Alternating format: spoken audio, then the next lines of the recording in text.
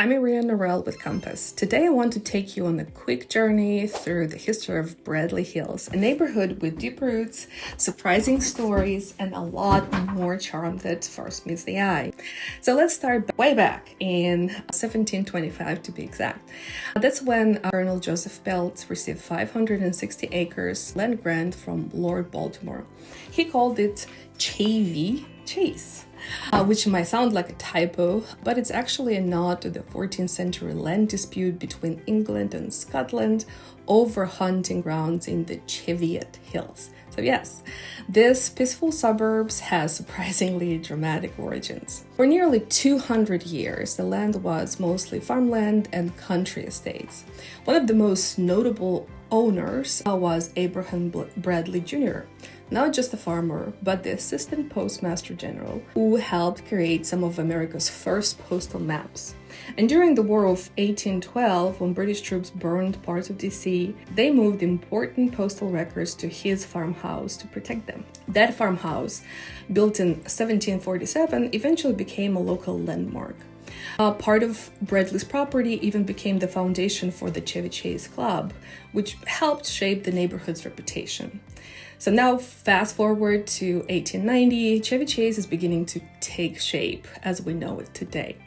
The newly formed Chevy Chase Land Company extended Connecticut Avenue into Maryland and built an electric streetcar line, opening the door for suburban living just outside Washington, D.C.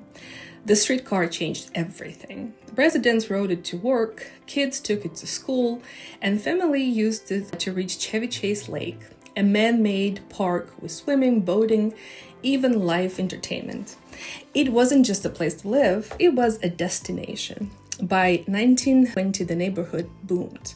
After World War I and the rise of cars, new homes popped up fast. The 1930s brought sidewalks, street improvements, and tree planting programs.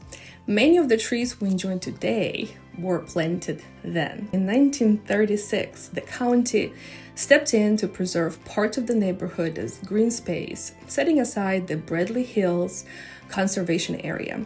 So that commitment to protect nature is still part of what makes this neighborhood special. But what about more recent decades? How has Bradley Hills evolved in our time? Like nearby Kenwood and Edgemoor, it's now an established upscale neighborhood known for its architectural variety. You'll find everything from 1940s colonials to newly built estates, often on generous tree-lined lots.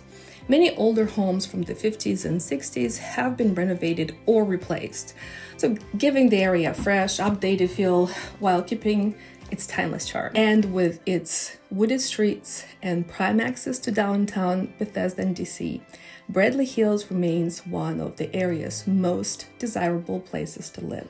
I love sharing the history of the neighborhoods because knowing that makes it even more meaningful to live here.